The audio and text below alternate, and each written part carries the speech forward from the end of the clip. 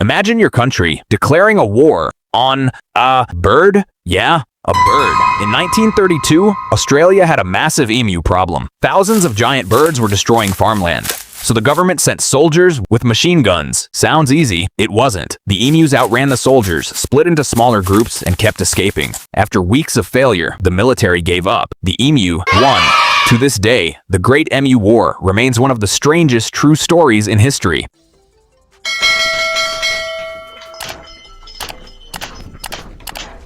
Like, comment, and subscribe.